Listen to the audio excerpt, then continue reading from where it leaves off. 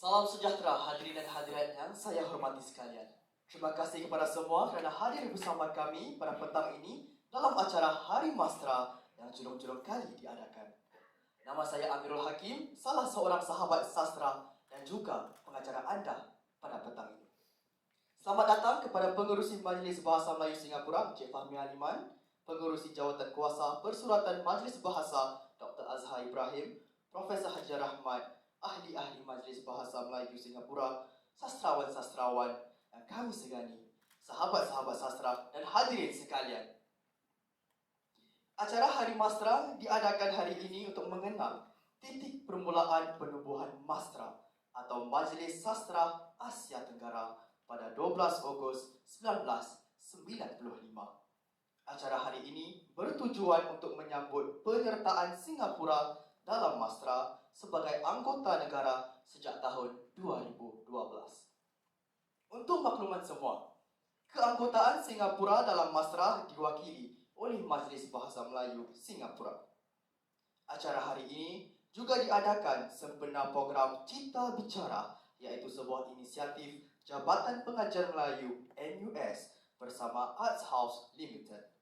Kami ingin mengucapkan terima kasih kepada Arts House Limited kerana memberikan ruang untuk acara hari ini. Bersama kita pada hari ini untuk memeriahkan lagi sambutan Hari Mastra ialah Dr. Rosalina Rawi, berikan tepukan. Encik Hamid Ismail, Encik Suraini Sipan, Puan Kamariah Buang, Puan Rohanidin dan sahabat-sahabat sastra. Acara ini juga diiringi petikan kita oleh sahabat kita, Saudara Syafiq Azman.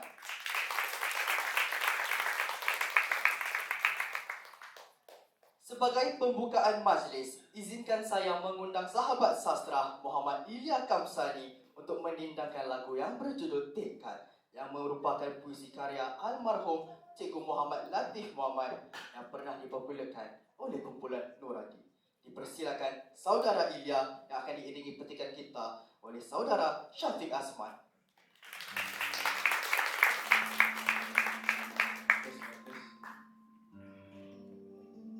Assalamualaikum semua.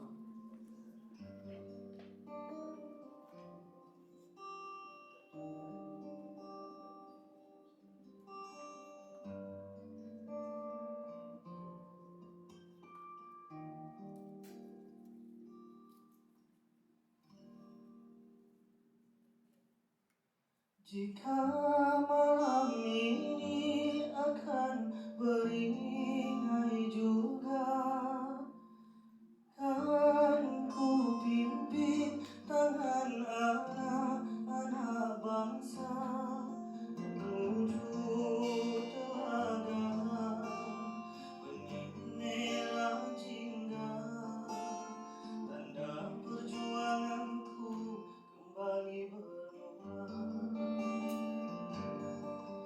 Menuju telaga benih merah jingga, tanda perjuanganku kembali bermula.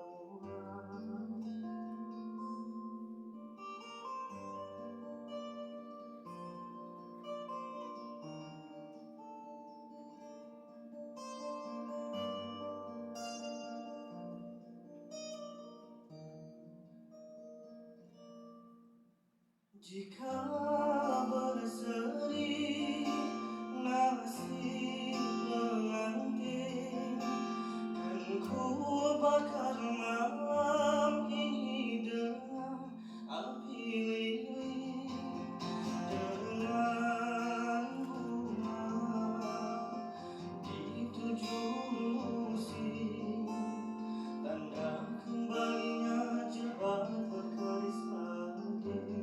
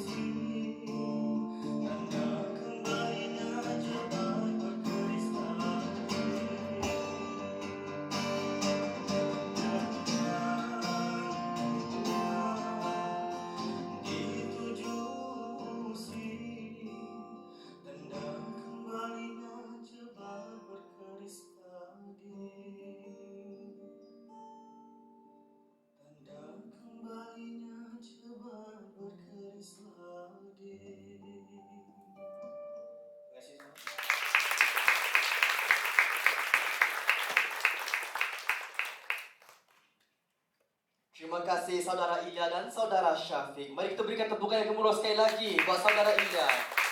Ya, sungguh mendayu-dayu, sungguh lunak suaranya ya.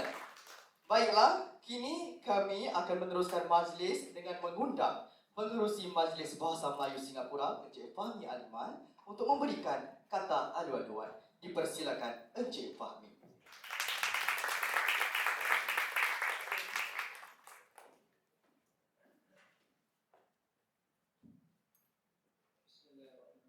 Assalamualaikum warahmatullahi wabarakatuh. Apa khabar semua? Alhamdulillah. Dr. Azhar Ibrahim, Pengerusi Jawatan Kuasa Persuratan Majlis Bahasa Melayu Singapura (MBMS). Ahli-ahli MBMS yang dimuliakan, Encik Hamid Ismail, Encik Suradi Sipan, Encik Junaidi Ismail, Puan Rohani Din, Puan Kamariah Tuang, tuan-tuan dan puan-puan, terima kasih kerana berkumpul pada petang ini untuk menyambut Hari Mastera bersama MBMS. Acara Hari Mastera ini diadakan buat julung-julung kalinya oleh Jawatan Kuasa Persuratan MBMS untuk mengiktiraf usaha Mastera yang telah dijalankan sejak tahun 1995. Singapura telah menyertai negara Brunei Darussalam, Indonesia dan Malaysia sebagai anggota Mastera sejak tahun 2012 dan telah menjadi tuan rumah untuk aktiviti-aktiviti Mastera pada tahun 2015 dan 2019. Secara ringkas, Mastera ditubuhkan untuk merancang dan memantau perkembangan sastra Melayu Indonesia di perantau ini. Keanggotaan Singapura dalam Mastera diwakili oleh MBMS dan diterajui Jawatan Kuasa Persuratan yang dahulunya dipengerusikan oleh Prof. Hadijah Rahmat dari tahun 2012 sehingga 2020 dan kini diambil alih oleh Dr. Azhar Ibrahim sejak 2020. Keanggotaan Singapura dalam Mastera amat penting kerana kita dapat memperkukuh rakaian dengan penulis-penulis dari pengamat sastra di perantau ini. Penyataan Singapura dalam Mastera juga membuka peluang kepada MBMS untuk menghantar belia-belia kita menyertai program-program Mastera. Contohnya, pada setiap tahun, MBMS menghantar belia-belia di program penulisan drama, pantun dan cerpen Mastera yang telah dikelolakan oleh Mastera Indonesia. Setiap tahun, MBMS juga menghantar wakil-wakil untuk membentangkan kertas dalam seminar antarabangsa kesusasteraan Asia Tenggara (SAKAT). Sejak tahun 2012, MBMS telah menghantar sahabat sastra untuk mewakili MBMS dan Singapura. Sebagai makluman, sahabat sastra merupakan sebuah inisiatif oleh MBMS yang dilancarkan pada tahun 2021. Inisiatif ini bertujuan untuk membentuk generasi belia yang menghargai kesusasteraan Melayu. Pada masa yang sama, diharapkan belia-belia ini dapat membina wacana sastra di Singapura. Lantas, telah menjadi misi MBMS untuk mengedepankan sahabat sastra di platform sebegini supaya mereka dapat belajar dan pada masa yang sama bertukar-tukar pendapat dengan peserta-peserta dari negara-negara lain. Saya juga bergembira melihat penyataan sahabat sastra kita pada hari ini. Harapan saya kepada anda adalah supaya anda terus mengamati dan menghasilkan karya ataupun kritikan sastra agar dapat membantu memperkukuh pembangunan sastra di Singapura dan di rantau ini. Tuan-tuan dan puan-puan, pada petang ini juga kami akan menyampaikan anugerah khas Adi Jasawan Sastra kepada Puan Rohani Din yang telah banyak menghasilkan karya-karya sastra. Beliau telah berkarya sepanjang 2 hingga 3 dekad. Karya-karya beliau yang dihasilkan tanpa mengenal erti lelah telah banyak menyumbang kepada bidang persuratan baik di Singapura maupun pada peringkat serantau. Tanya kepada Puan Rohani Din, kami sangat berterima kasih kerana nanti akan menyampaikan anugerah ini kepada anda sebentar lagi. Ayuh kita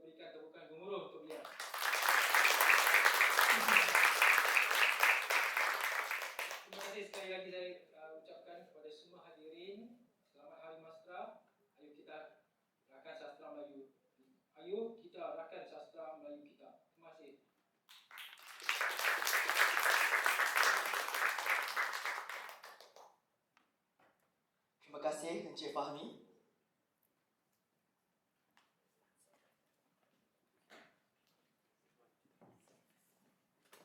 Tuan-tuan dan puan-puan sekalian, memandangkan hari ini merupakan Hari Mastra, amat sesuai jika kita membicarakan tentang sastra dan perkembangannya di rantau Melayu ini.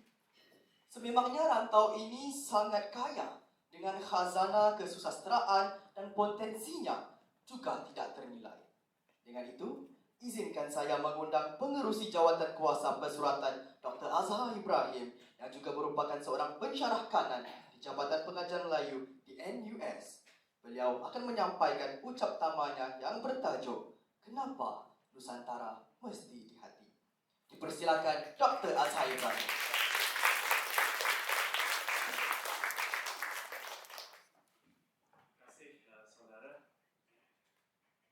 Saya sangat teruja melihat teman-teman, tuan-tuan, puan-puan, saudara-saudari berada di majlis yang sederhana ini. Bentar lagi menyambut bukan saja Hari Mastra dan juga tetapi meraihkan para tetamu, juga Encik Fahmi Aliman, pengurusi yang saya rasa tuan ini adalah pertama kali tuan memegang sebagai pengurusi Majlis Bahasa menghadiri program pesuratan kami. Kemudian di sini ada juga ahli-ahli Majlis Bahasa, para sastrawan, sesepuh-sesepuh kita, juga Prof. Hadijah yang banyak telah yang mendidik kami dari awal. Saya rasa ayo kita berikan slide pada Puan Walidin, tetapi juga pada Prof. Hadijah yang banyak membimbing kita.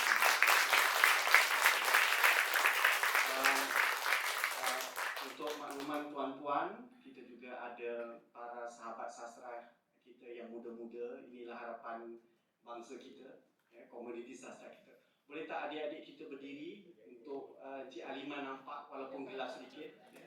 Ayo yang sahabat sastra berdiri. Ya. Ini adalah termasuk saudara MC kita ini.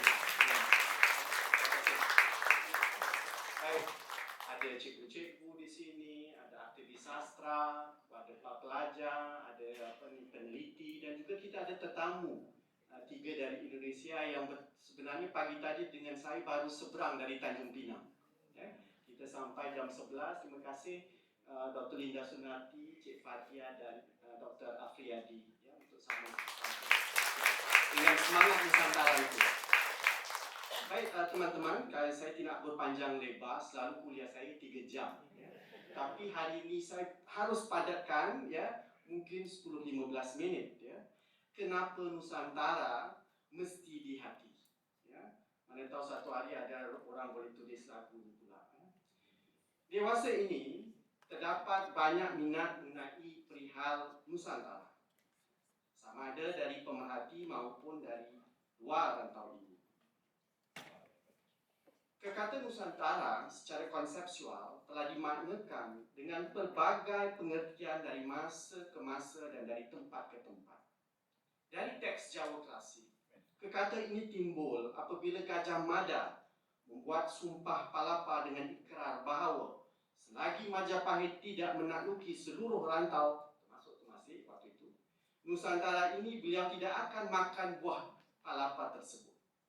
Namun agak menarik juga, dalam sebuah teks Melayu Sulalatus Salatin, hasil yang diedit oleh A. Samad Ahmad, perkataan Nusantara itu juga timbul.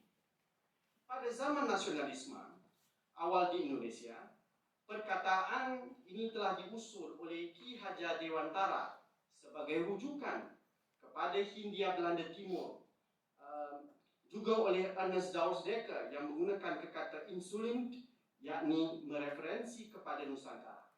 Tidak kurang pula di kalangan nasionalis Melayu di Semenanjung yang menyebut tentang Melayu Raya atau Indonesia Raya pada zaman sebelum merdeka, antaranya Ibrahim Yaakob, Burhanuddin Al-Helmi, dan Ahmad Bustami. Umumnya, makna Nusantara itu terjemah dalam idea Melayu Raya, Indonesia Raya, atau dunia atau alam Melayu. Dan dari semangat itu lahir juga semangat untuk mengangkat sastra Asia Tenggara, yaitu dalam Caucus Mastra. Dari masa ke semasa, kita juga melihat para ilmuwan yang mengkaji tentang rantau ini. Perlu ditegaskan, kata Nusantara yang digunakan di Indonesia merujuk kepada seluruh wilayah Republik Indonesia, sedangkan kata yang digunakan di Malaysia, Brunei, Singapura dan Selatan Thailand merujuk kepada gugusan Kepulauan Melayu Indonesia. Ini dan ada juga yang menyebutnya sebagai yang tadi saya sebut alam Melayu atau dunia Melayu. Indonesia juga menyebutnya projek dunia Melayu yang dipelopori oleh Profesor Ismail Hussein di Malaysia jelas sekali merangkumi Nusantara, malahan wilayah budaya Nusantara ini terbentang luas dari Madagaskar merentas lautan India ke gugusan Pulau Melayu termasuk Taiwan dan merentas ke lautan Pasifik sampai ke Hawaii. Ini dah cerita antropologi pula ni, ya. Panjang sekali. Di kalangan para penulis Melayu, citra Nusantara menjadi salah satu imajinasi sejarah dan kebudayaan mereka semenjak selepas Perang Dunia Kedua. Ini dapat kita perhatikan dalam penganjuran persidangan sastrawan Nusantara PSM yang sehingga kini masih berdenyut di kalangan para aktivis sastrawan dari Singapura, Malaysia, Indonesia, Brunei dan Selatan Thailand. Kita maklum Puan Walidia juga antara orang yang sangat aktif menggerakkan persidangan sastra Nusantara ini, termasuk Asas 50.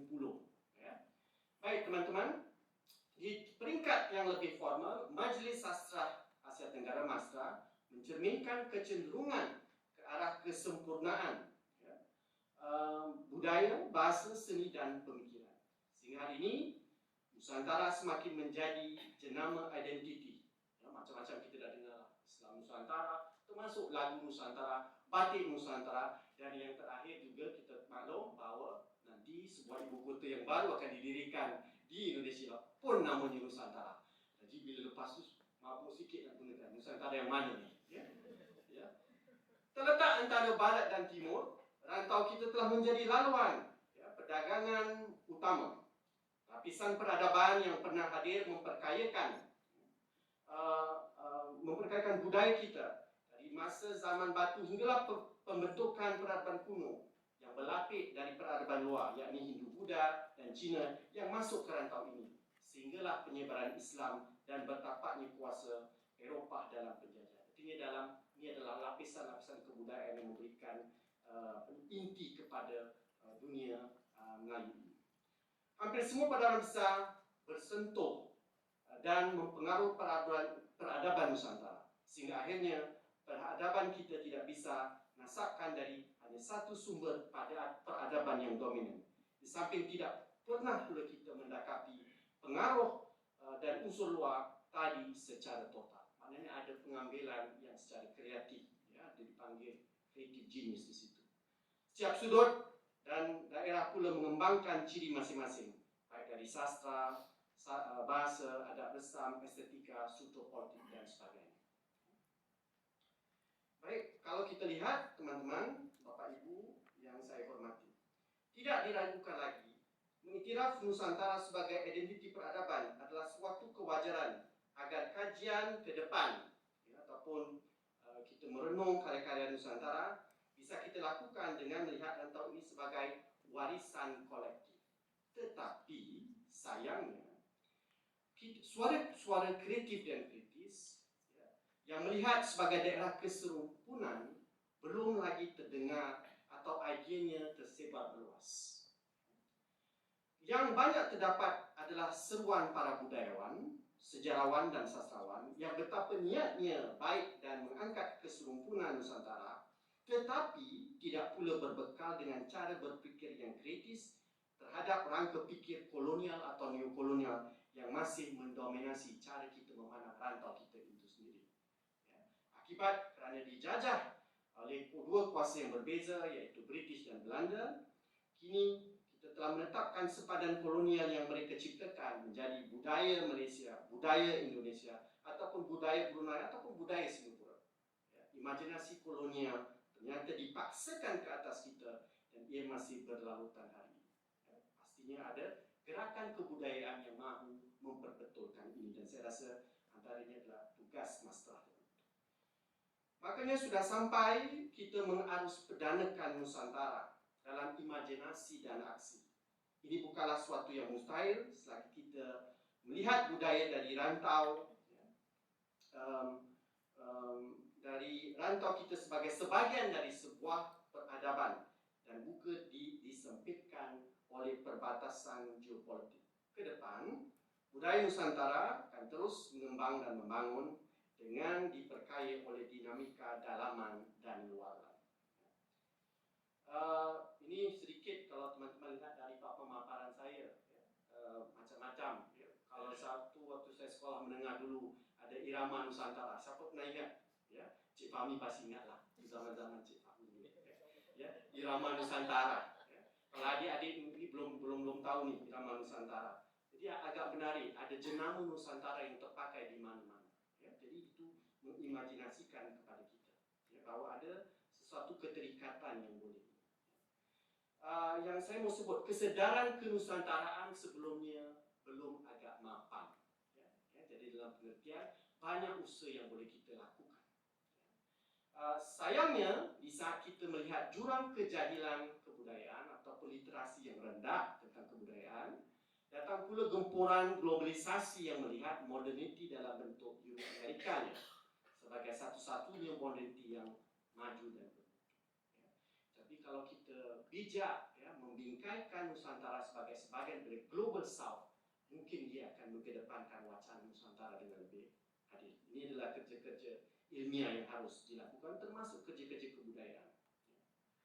Jadi, Anda adalah harus pedanakan yang saya sebut tadi. Bukankah lebih wajar kita bangunkan sebuah wacana keilmuan, termasuk kesusastraan dan kesenian, yang bertolak dari konteks Nusantara kita yang kaya dengan sejarah. Dalam pengertian adanya kepedulian yang berotonom, ya, kemandirian melihat rantau kita sendiri, tanpa menjadi terperusuk dengan cara pemikiran yang parokial. Seterusnya, semangat kesempurnaan Nusantara bukanlah upaya pepolitikannya. Bukanlah semua orang seragam berfikir sama, tidak. Ya. Tapi menghargai keberagaman dalam Nusantara sebagai sesuatu yang harus mekar hidup dalam imajinasi kebudayaan kita. Kenusantaraan yang serumpun, khasnya dalam sfera bahasa dan budaya, mengangkat kita kepada kepedulian, yaitu membangun sebuah peradaban yang saya pasti, ya, dalam itu adalah sebagiannya adalah peradaban melalui sastra. Itu akan nanti saya rasa akan dibangunkan oleh Dr. Roza, insyaAllah sebentar lagi. Ya. Tujuan kebersamaan dalam Nusantara itu sebenarnya banyak. Ya. Kalau saya mau mengutipkan, ya, panjang nanti, ya. Banyak yang lari dan tidak balik, ya, ke majlis seperti ini. Tapi setidak-tidaknya boleh kita pikirkan dua perkara. Ya. Rantau ini penuh dengan sumber kebudayaan yang luar biasa dan itu menjadi adonan yang terbaik membangunkan. Kedua adalah, ini adalah rantau yang sangat berkembang maju dari sudut pembangunan ekonomi, pembangunan modernitas dan sebagainya.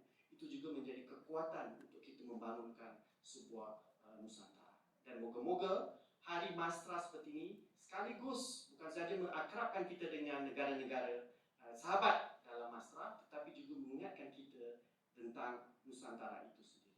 Ya. Lain perkataan, tuan-tuan, puan-puan, saudara-saudari, adik-adik yang disayangi, kita perlukan juru bicara dan juru taja ke Nusantara. Ya.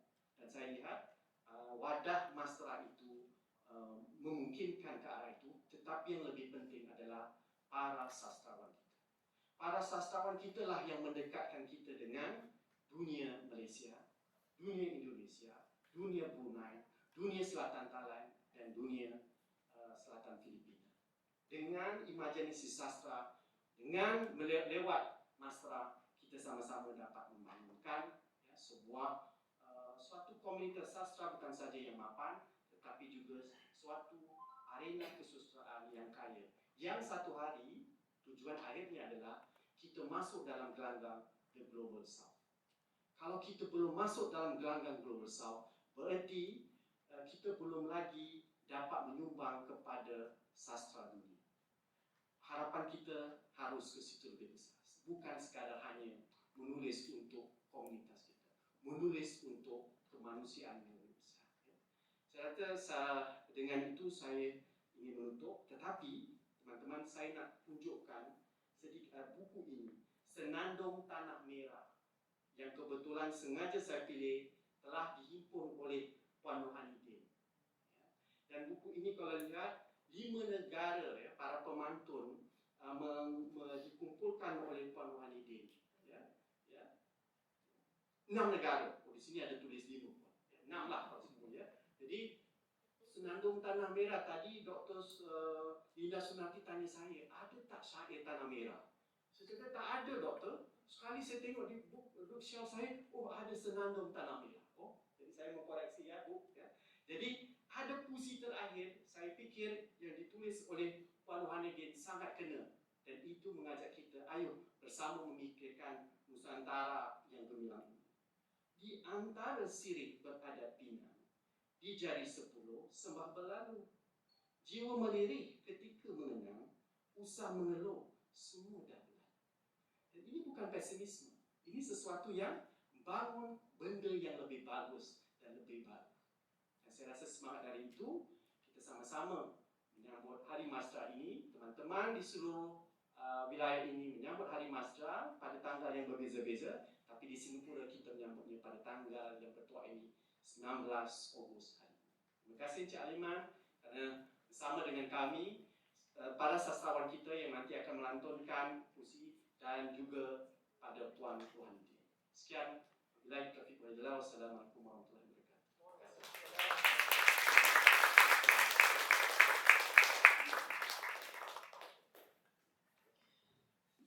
Terima kasih sekali lagi Dr. Azhar. Semoga ucapan tadi dapat menyuntik inspirasi dan juga memetik api semangat untuk kita menyelami lautan sastra Nusantara. Dan semoga sastra Nusantara mekar dan menyubur dalam hati kita sesuai dengan tajuk ucapan pertama kita pada hari ini. Sekali lagi berikan tepuk. Kami akan melanjutkan ke segmen seterusnya, iaitu penyampaian anugerah Adi Jasawan Sastra kepada seorang penulis yang sangat gigih menghasilkan karya-karya sastra.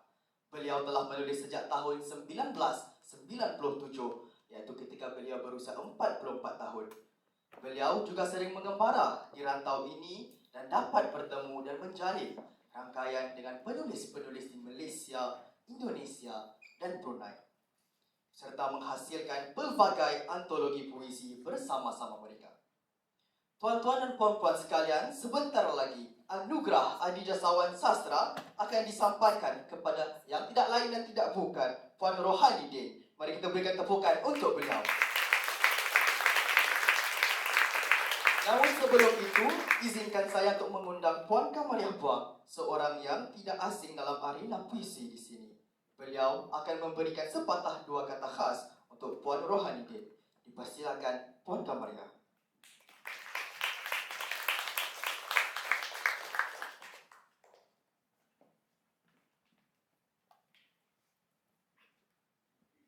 Assalamualaikum warahmatullahi wabarakatuh. Sebelum saya mulakan membaca puisi, terlebih dahulu saya nak mengucapkan salam hormat dan selamat datang kepada tetamu Encik Fahmi Aliman, Pengerusi Majlis Bahasa, Dr. Profesor Madya Dr. Hadijah Rahmat dan Dr. Azhar sendiri yang sudi mengundang saya untuk membaca puisi hari ini.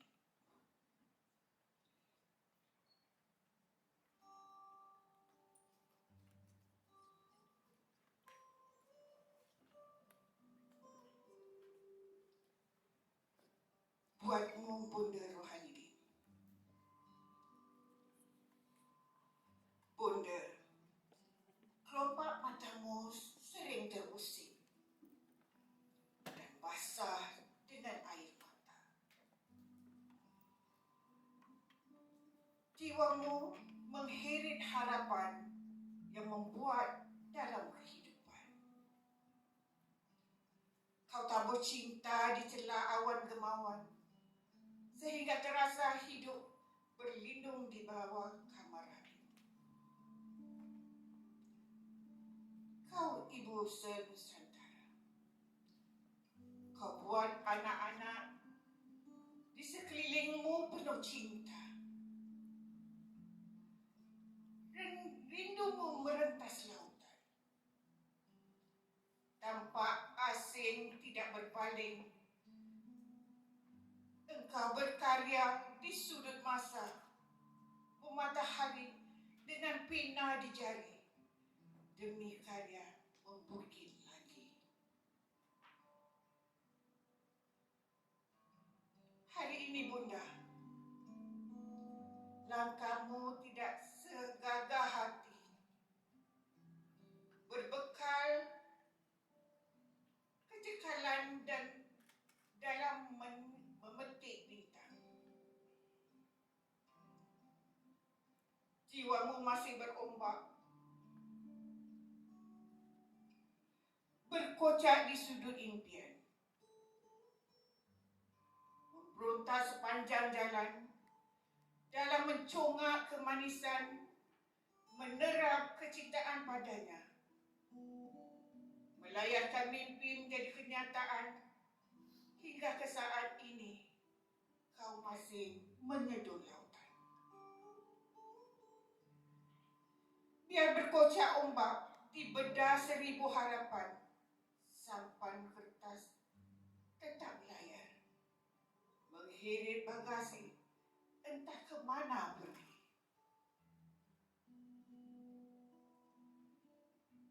Bunda, matamu liar menembusi pada fajar syadik yang bertali arus.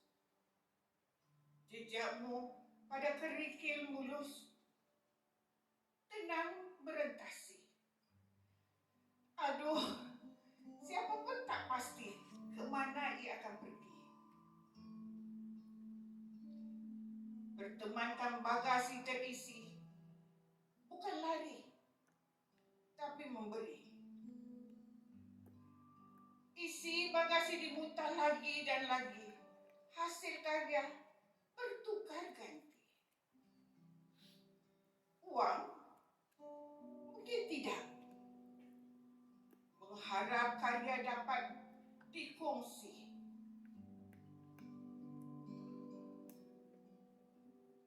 Bunda, hari ini sangat bererti. Menawarkan wangian yang tak pernah dihajati. Sekalung kasih untuk merawati. Padamu Bunda sangat dihargai. Terima kasih mengenang budi.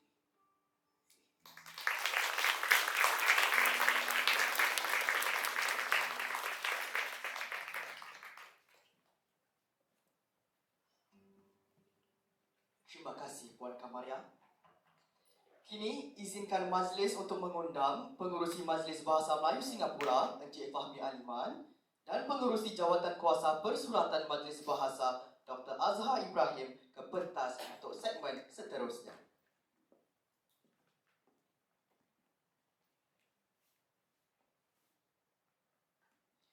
Baiklah, kini dengan segala hormatnya, majlis ingin mengundang Puan Rohanidin untuk menerima anugerah Adijasawan Sastra 2023.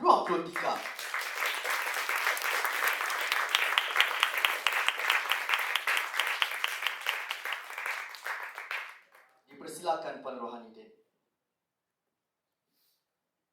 Nidin.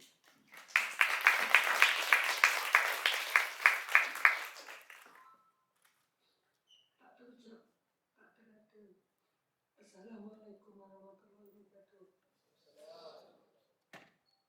Dapat mesej dari Lena, Bunda minta email, minta address. Tak banyak cakap, tapi saya fikir dia kata ada nak buat acara, nak minta Bunda datang dengan keluarga. Ni persatuan mana nak buat hari-hari keluarga ni? Hari keluarga ni saya syorkan pada Cikgu Latif Muhammad pada tahun 2003. Selepas minta Bunda duduk.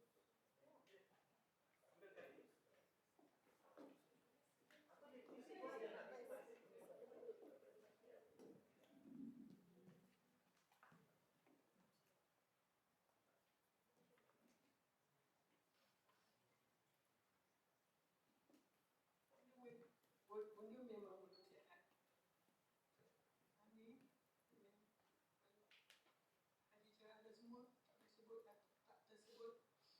sebenarnya belum sihat. Operation ni baru 3 bulan. Yang ni boleh 5 bulan lagi 2 bulan. Bagian parut. Dia Lina minta kita boleh cakap ni nak pergi dari keluarga kat mana. Dah bayang-bayangkan dari keluarga tu kat mana. Aku nak buat anak cucu yang kecil-kecil tu. Dia datang email. Dapat surat dari Dr. Asrar. Tahu apa reaksi bunda? Siapa boleh teka? Apa reaksi bunda? Siapa boleh teka bunda ada akan mati?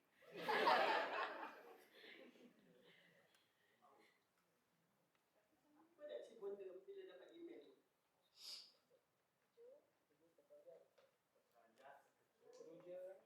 Kecil terpanjat tu. Nangis pun. Cepat je. Tak.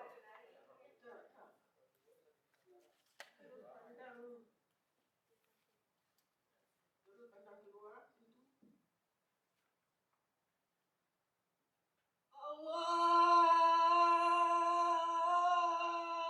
Entah berapa rakaat tak tahu. Rasanya sepanjangnya 14 tapi benda lebih. Rasanya sampai ke blok sebelah. Allah, Engkau maha melihat. Kau melihat aku apa yang aku buat. Kau betikkan aku. Kau melihat juri-juri yang memilih aku. Tapi masa dia orang mengintip aku, tak masa mana mereka menilai aku. Ya Allah, syukur. Pada sujud syukur sampai pagi tadi. Bunda menulis penggembaran ini, tapi dari pagi Bunda terima dengan besar hati. Terima kasih siapa yang memilih. Tapi Bunda tak tahu tadi cakap siapa yang pilih. Tak apa nanti. Lepas ni nak korek-korek lah siapa yang pilih. Dan akan ada satu, mungkin timbul satu novel lagi. Pertama sekali, terima kasih surat yang saya terima daripada Dr. Rahal. Terima kasih. Tapi sebenarnya saya nak ucapkan terima kasih untuk 8 tahun dulu. Dia pun tak tahu dia dulu. 8 tahun dulu, sebenarnya Universiti Hankook ada buat seminar. Dr. Rahal tak boleh pergi. Saya dapat email dari Universiti Hankook disokong oleh Ummu Hani Hasan, anak Hasan Murad, pengarah filem Cinta Madinah. Cik Ani tolong pergi mewakili Singapura.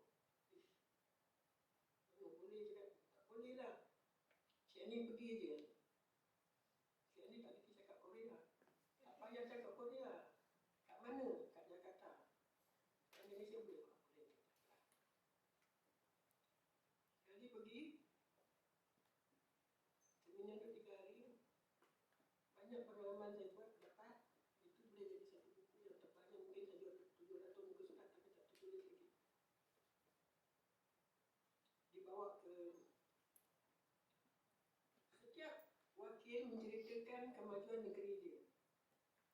Benda cakap, Cik Ani mana tahu Singapura ni memang dah maju.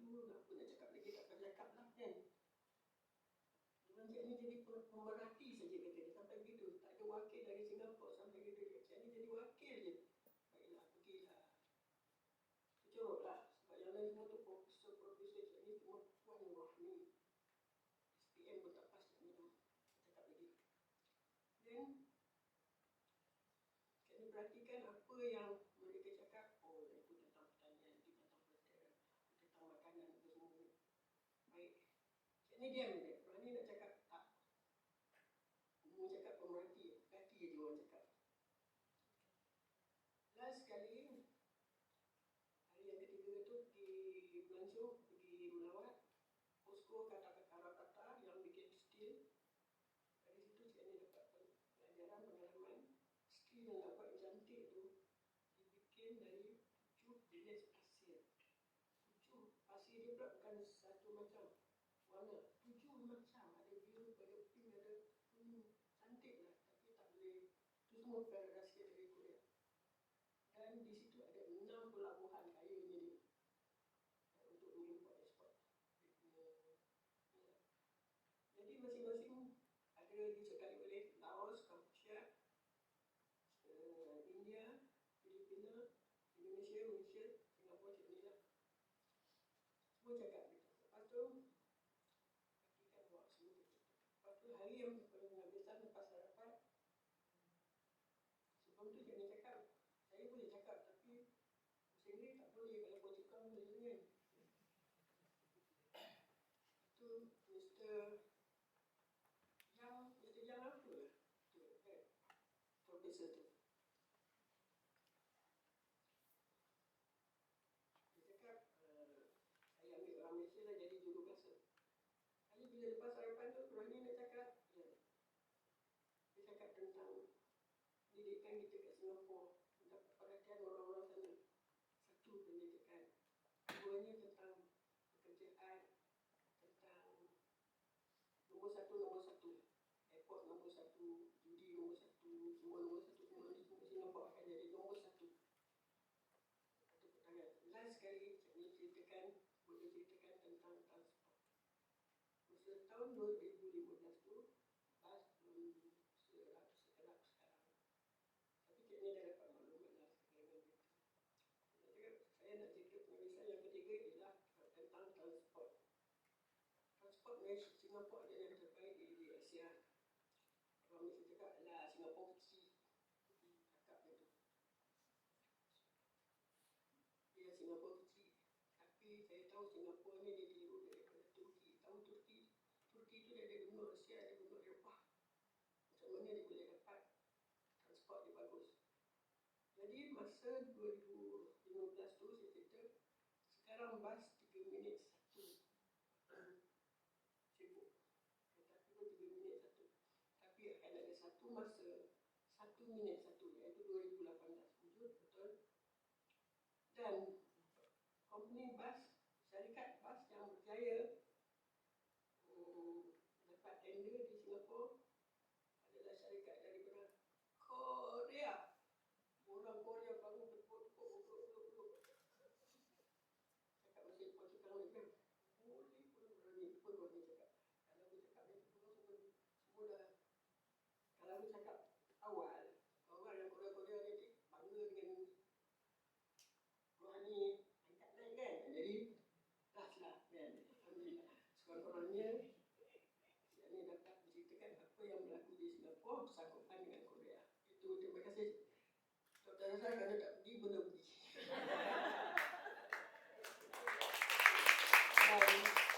Terima kasih atas sambutan ini.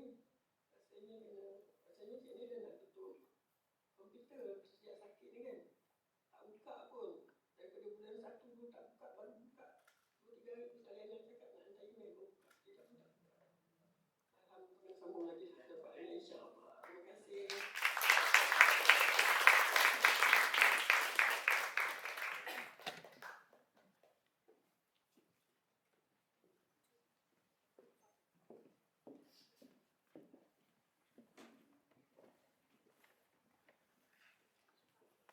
Baik, terima kasih sekali lagi dan tahniah sekali lagi kami ucapkan kepada Puan Rohanidin. Kita tepukan. Tentunya kisah yang beliau utarakan tadi dapat memuntik semangat berkobar-kobar untuk kita teruskan perjuangan dalam sastra ya. Baik hadirin sekalian, sebelum kita meneruskan acara yang selanjutnya, kami ingin mengucapkan terima kasih kepada Encik Fahmi Aliman yang sudi bersama kita pada petang ini. Beliau harus meninggalkan acara ini kerana perlu menghadiri acara yang lain. Sekali lagi, terima kasih Encik Fahmi. Berikan tepukan.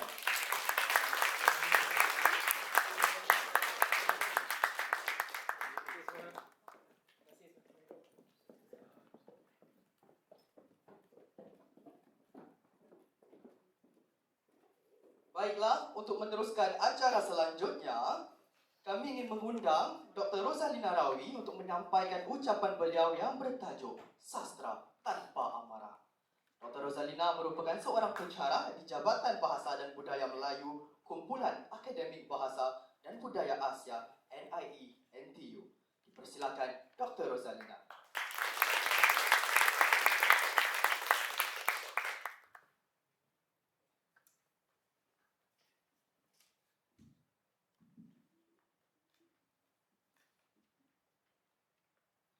Bismillahirrahmanirrahim. Rabbi shrah li sadri wa yassir li amri wahlul 'uqdatam min lisani yafqahu qawli. Assalamualaikum warahmatullahi wabarakatuh. izinkan saya dahulu untuk menghormati guru saya yang ada di sini, Prof. Hadijah Rahmat yang saya kasihi. Bonda Rohanidin yang saya sangat hormati.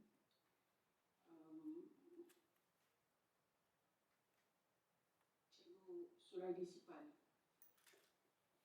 yang sangat saya hargai. Pak Amir Ismail, sahabat-sahabat sastra, Dr. H. Ibrahim yang baru kembali, hadirin hadirat sekalian. Ya. Hari ini saya nak membuat pembentangan yang pendek, dan pembentangan saya ini khusus kerana di dalam dewan ini banyak orang-orang muda, dan saya dahulu pun pernah muda. Dan walaupun kita tidak muda, tetapi jiwa kita boleh muda, ya Bonda. Kita masih boleh ada semangat orang muda. Ya. Jadi pembentangan saya bertajuk Sastra Tanpa Amarah. Kesan kemarahan yang berlebihan dalam puisi. Saya akan mulakan pembentangan saya dahulu dengan menyebut tentang satu peristiwa yang masih lagi mendatangkan kesan kepada saya walaupun telah selama ini ia berlaku. Ya. Dan kisah ini sebenarnya berlaku pada tahun 2000. Pada masa itu, saya sebagai seorang mahasiswi dan ada pembentangan teater yang berlaku di NUS, di LT11. Masa itu saya masih free hair. Ya. Dr. Azhar pun masih free hair masa itu.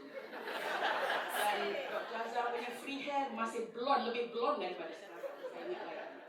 Tak silap saya, beliau merupakan pengarah. Saya rasa Puan Azizah juga sebagai pengarah bersama ataupun pelakon, tak silap saya. Tapi masih itu, saya ingat lagi.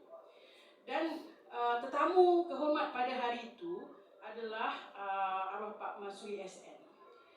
Dan saya dengan tak tahu malunya, ya, saya sebagai salah seorang daripada pelakon tu, ketika waktu rehat, saya memberanikan diri bertemu dengan Pak Masuri dengan satu file penuh dengan sajak-sajak saya.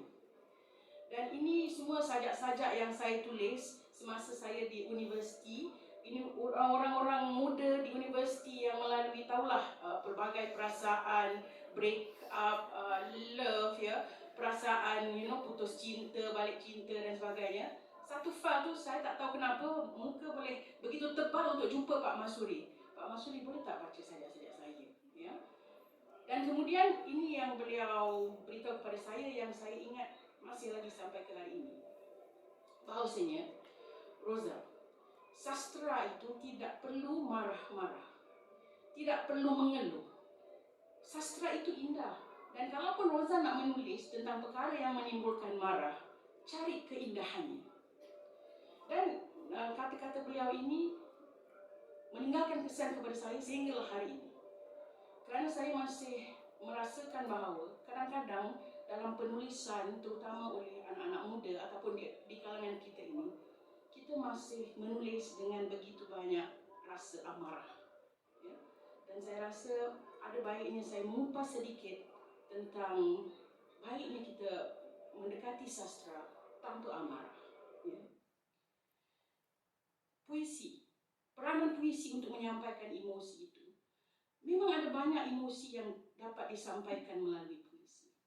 Tetapi yang saya lihat, kemarahan sering sekali mendapat tempat dalam bait-bait puisi. Walaupun kemarahan itu boleh menambahkan lagi intensiti, menambahkan semangat. Tapi apabila kemarahan itu berlebih-lebihan, saya rasa ia sangat merugikan para penyair. Ya? Bukan saja penyair yang rugi, kita sebagai pembaca pun akan rugi.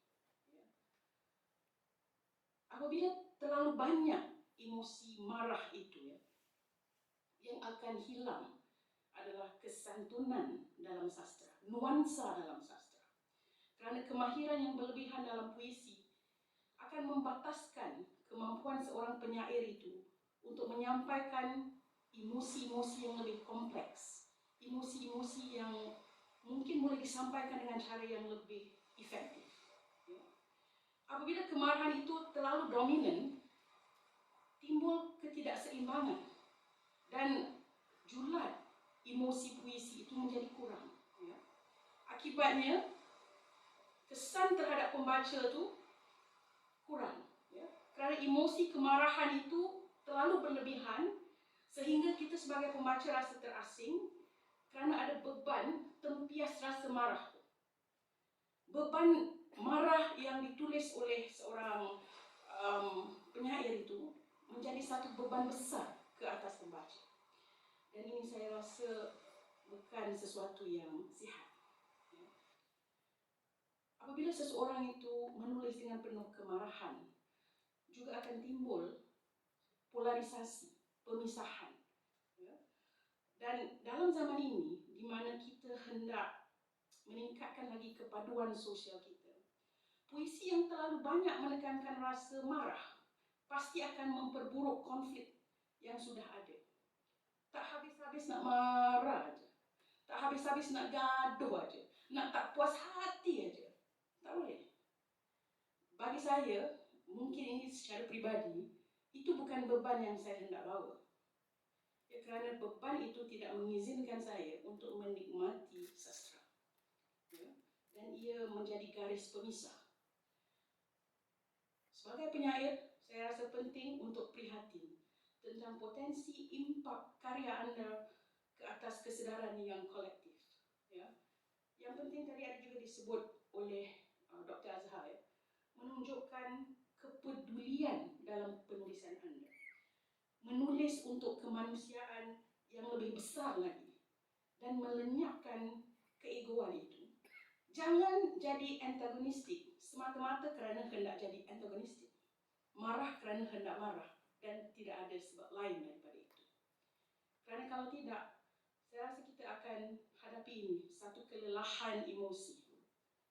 Ya, di mana sebagai penyair terus-menerus apabila kita mengalirkan kemarahan itu, kita akan rasa gangguan dari segi mental kita, dari segi lelah kita, sifat emosi kita, dan akan timbul ketidakseimbangan ini. Dan ini akan menghambat kita sebagai penulis untuk mengeksplorasi lagi aspek kreativiti yang lain. Kemarahan yang bertubi-tubi pastinya akan menghambat ekspresi artistik anda sebagai penyair. Dan jika kita hanya fokus kepada kemarahan, mungkin terlepas kesempatan kita untuk melihat tema-tema, emosi, dan gaya penulisan yang berbeza-beza, yang beragam. Ya. Saya tak dapat bayangkan kalau Bonda Anidin, seorang yang terus-menerus marah sahaja, saya tak rasa beliau akan dapat sustain ataupun berterusan dalam pengkaryaan beliau seperti yang beliau lakukan sekarang. Dan saya rasa itu adalah pelajaran bagi kita. Nak cakap kita ni bukan orang muda ya, bagi anda, ya, yang penulis-penulis muda, ya, memikirkan tentang apakah sama ada anda boleh menemukan keseimbangan itu. Ya. Kemarahan yang berlebihan pasti akan mengasingkan pembaca, sedangkan sebagai seorang penyair, kita harus berjaya menulis puisi yang mencakup pelbagai emosi. Apabila kemarahan itu terlalu dominan, impak dan pengaruh puisi kita pasti terbatas. Kesimpulannya, walaupun kemarahan ada tempat dalam puisi, kerana ia satu emosi yang otentik, sebagai penyair, penting untuk kita mendorong ke arah pembangunan diri manusia yang seimbang, manusia yang berwawasan, manusia yang menulis tentang kemanusiaan yang lebih besar. Ya. Masalah dan cabaran kehidupan yang kita hadapi boleh sahaja kita gambarkan dengan perspektif yang lebih membina. Sastra tanpa amarah akan melesatkan keegoan penyair dan mengedepankan renungan-renungan yang lebih mendalam lagi terhadap kehidupan.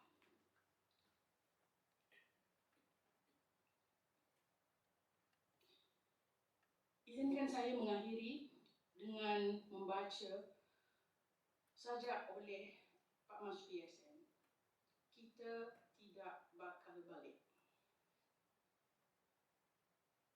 Kita tidak bakal balik menjadi perindu yang terus sendu, sambil merintih keluhan pedih. Kita tidak bakal meneruskan gelisah pecah menjadi penghambat. Paling-paling jauh kalau dilurutkan, kita bakal mengutuk-ngutuk kalau diturutkan. Kemana kita dan anak cucu segala? Kita bakal didakwa pewaris putus asa yang memuliakan semangat Papa. Sekian, terima kasih.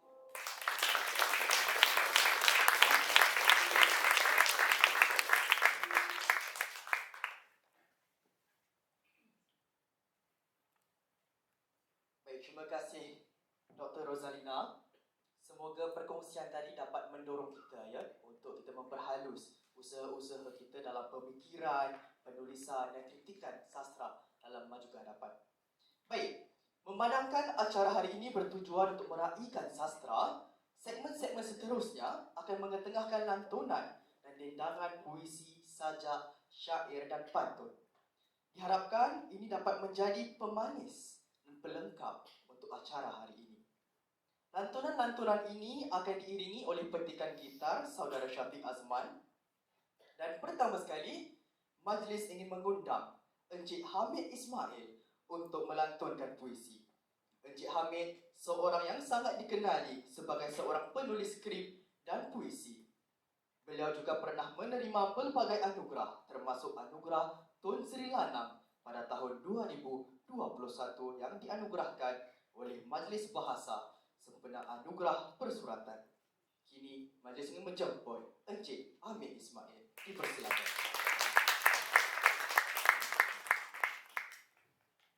Assalamualaikum warahmatullahi wabarakatuh.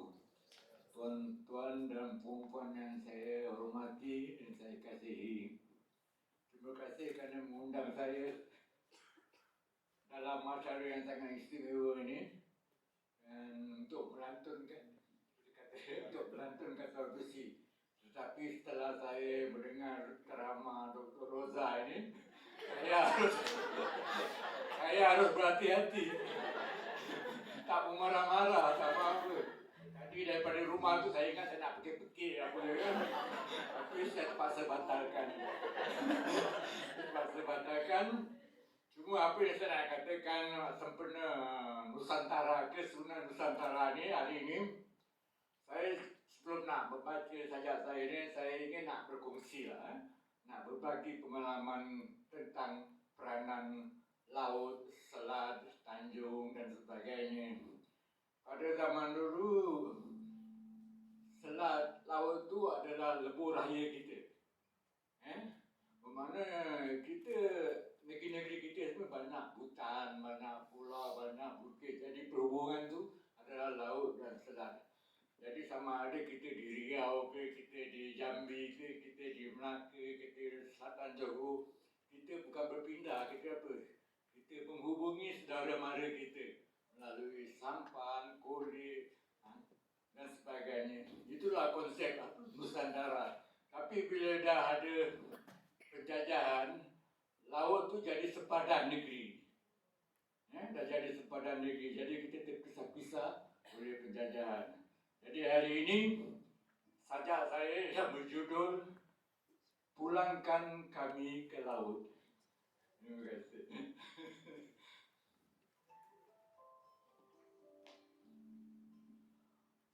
Saya tak marah-marah.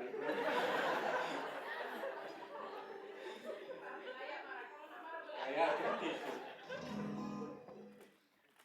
Pulangkan kami ke laut. Suatu masa dahulu, bila raja membuka negeri, ramai datang menghambakan diri. Syah Bandar menjaga keamanan laut. banyak kapal berlabuh di muara sungai.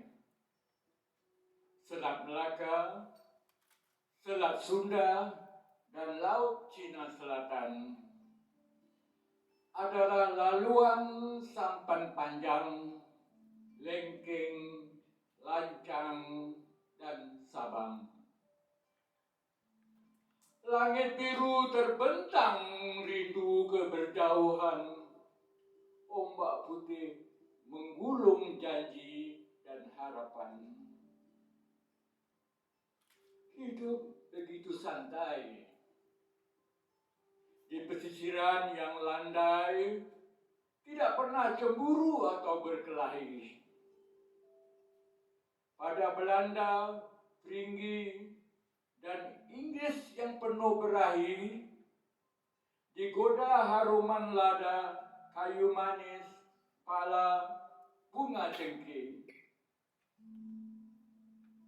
Serakah meluncurkan kapal menempuh gelombang. Haloba meyakinkan pelayaran yang panjang demi sang ratu dan empire yang gemilang.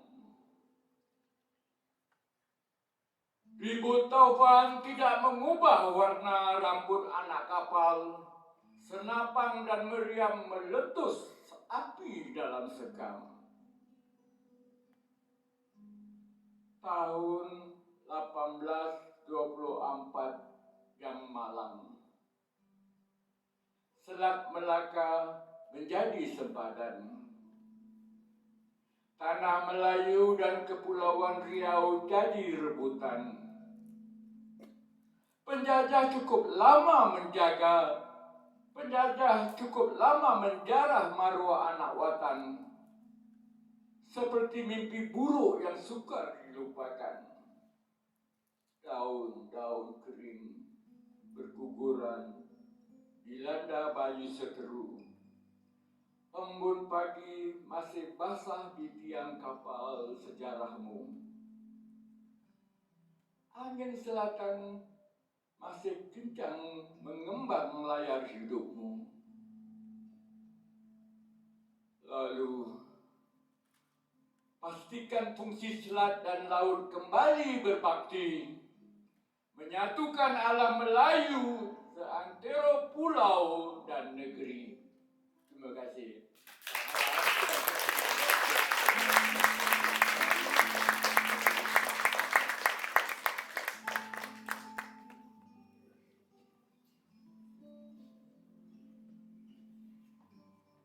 Terima kasih Encik Hamid Ismail. Berikan tepukan yang gemuruh sekali lagi.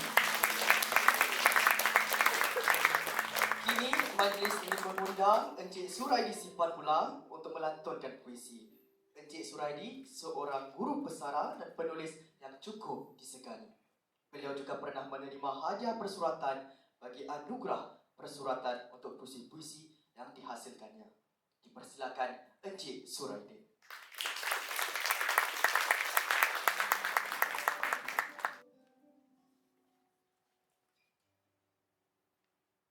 Berusahalah sekuatnya untuk mengendali hawa nafsu. Kerana tanggung jawab orang tua mendidik anak-anak yang tersirat dalam indahnya untayan tembang Jawa. Dikemas dalam syair dan kalimat yang indah agar lebih mudah memahami dan menjiwai, yang berasal dan berlaku di tanah Jawa. Agama sejati dan menjiwai ilmu tinggi menjadi pakaian hidup ini. Dan sekarang saya membacakan sajak yang diminta. Sajak ini khusus saya tujukan pada Mas Dera. Mudah-mudahan Mas Dera terus maju di masa-masa yang akan datang dan terus berkembang. Kau ibarat bahtera yang tercipta dari gabungan kearifan leluhur leluhur bangsa Nusantara. Dipimpin nakoda yang arif akal budi bicara, dengan juragan yang berjiwa mulia, serta awak bahteramu yang arif dengan kepintaran bahasa, seni dan budaya. Dengan panji-panji leluhur bangsa, kau tebarkan layarmu naik ke samudera. Bersama aksara dan tutur bahasa, dalam kesusastraan Bunda. Arungilah samudera Nusantara ini, jelajahilah di setiap kepingan tanah yang kau temui. Tanamilah bibit-bibit kemanusiaan dan keluhuran jati diri. Bangunkanlah dermaga dengan gedung-gedung ilmu untuk putra-putri bangsa. Sebagai pewaris yang bakal berjuang tanpa jemu. Terima kasih.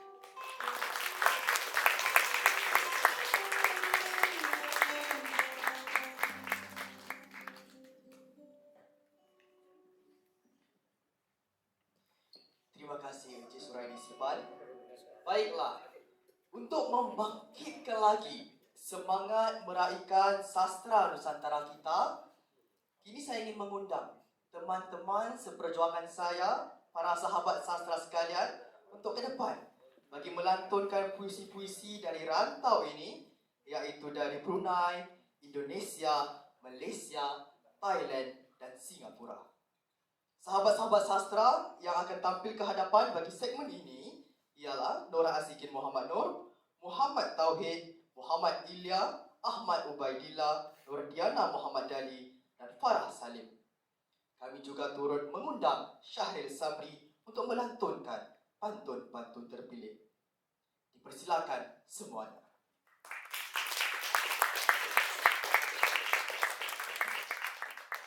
Assalamualaikum semua.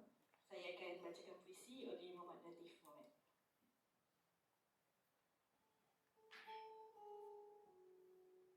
Penyair. Menjadi penyair samalah mentafsir mimpi anak manusia dalam rimba takdir dan air mata. Berfikir dan mencari makna dosa dan pura-pura, cinta dan rindu pada Khaliknya. Menjadi penyair samalah mengecapi embun di kelopak bunga, melihat rama-rama melintasi pelangi senja, berbicara dengan rembulan di langit terbuka, menyaksikan senja dan bening subuh, berkaca-kaca dalam penafsiran manusia.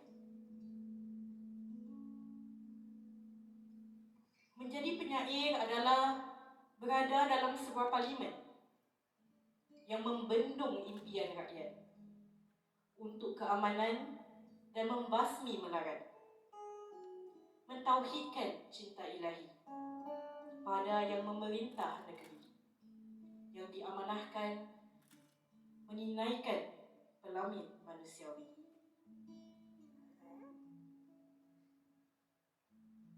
Menjadi penyair adalah berfikir dengan mata hati, memandang dengan ilusi, menentang tirani dengan berani, siap siaga mendengar lengkingan anjing di malam hari.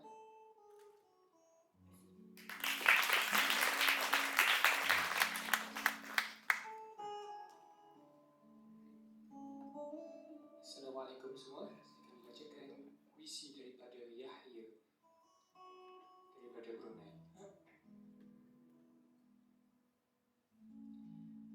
Akulah pasak tanah ini, berjanjar di halaman, teguh dan pemberani. Di bumi ini, akulah.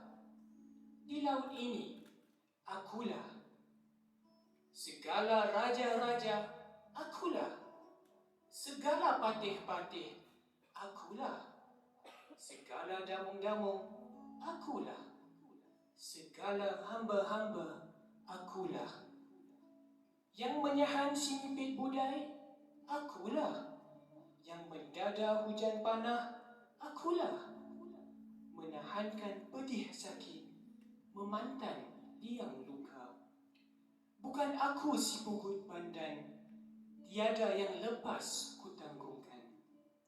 Semata aku bertuhan satu, semata aku beraja satu, semata aku bertanah air satu, tujuanku cuma satu. Apabila diarit namaku, meneраislah aku, mengaumlah suaraku. Tak terasa lemah jantungku, tak terdengar angin ngalihku. Kerana namamu, akulah yang ke hadapan, akulah yang di belakang. Jika tumbangnya engkau di kanan, akulah yang tumbang ke kiri. Akulah menjadi senaramu, sedia menyahut laungan serumu. Terima kasih.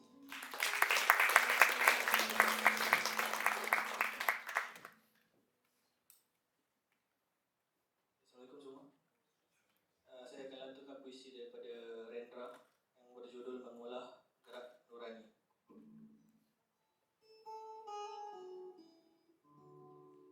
Bila aku kosong, aku bebas dari kebiasaanku. Bila aku kosong, nurani akan menjelma. Bila otot-otot kosong, nurani akan menjadi tenaga. Bila hati kosong, nurani akan menjadi api. Bila fikiran kosong, nurani akan menjadi kesedaran. Adapun inti nurani adalah prana. Di dalam kosong, prana memenuhi pusat. Mutlak pasrah kepada prana akan bertemu guru sejati. Orang yang bijaksana itu kosong, hanya prana di pusarnya. Pendekar utama itu kosong, tanpa tipu tanpa rencana. Pasrah kepada prana, ia bertindak dan menanggapi. Tak ada lawan, tak ada bahaya, tak ada rayuan, tak ada ancaman, tak ada pula kematian. Yang ada hanyalah prana. Inilah artinya ia lebur dalam tenaga alam, dalam gunakan alam dan dalam kesedaran alam. Terima kasih.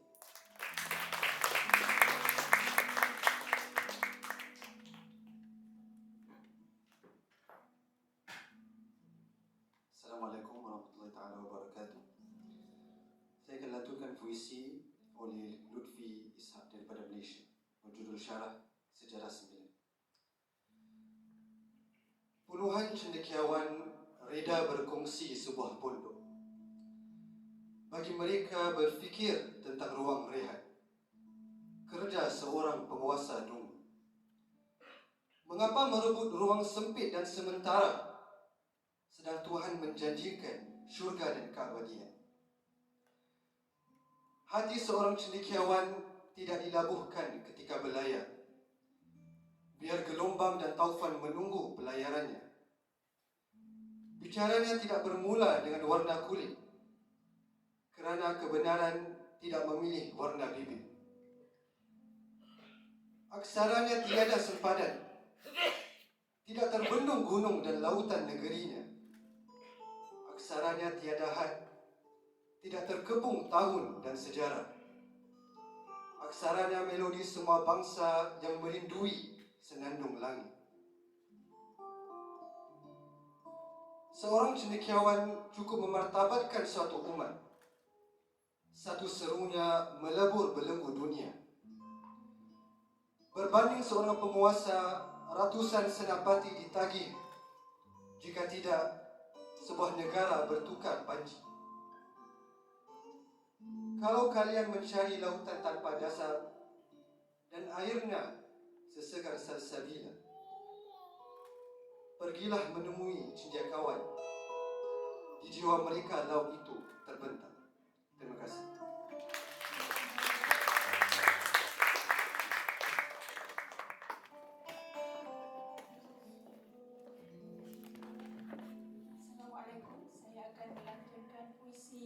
berjudul Nelayan Muda oleh Mahmud Saleh, Patani, Thailand.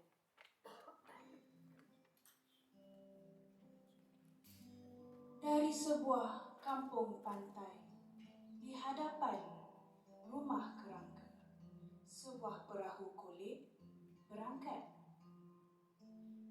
Di kala matahari warna merah, seorang ibu muda mendukung putera kecilnya, diiringi dua puteri lagi. Terpaku hibah, hibah. 4 tangan terangkat ke angkasa, 20 jari melambai-lambai. Seorang nelayan muda membelah samudera raya dengan sebuah kulit tua, mencari di mana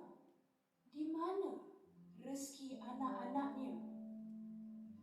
Perahu kulit tua telah sepi, bertarung antara deburan ombak.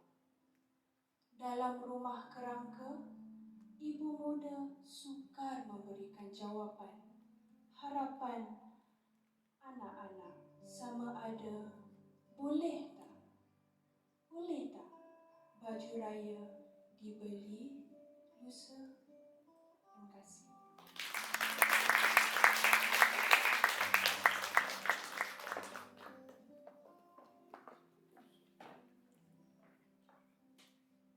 Assalamualaikum. Saya akan lantunkan puisi oleh Masuri SN berjudul Tiada Peduli. Sekali ini aku tidak peduli kegusaran malam, bintang-bintang malam. Meski yang lain menyambut sunyi, di atas dasar yang satu, terang atau gelap, aku tetap berdiri. Aku bersusun-susun batu piramid, tinggi tegak melindung padang hidupku. Jika tidak gila dengan fikiran orang lain, entah sekarang sudah tidak lagi jadi soalku. Biar desar-desar angin bertiup, ketahuan rang mati tiada kawan, atau ada lagi yang mengerikan, insan tergolek tiada tertutup. Sekali ini aku tiada peduli. Di atas dasar yang satu, aku berdiri.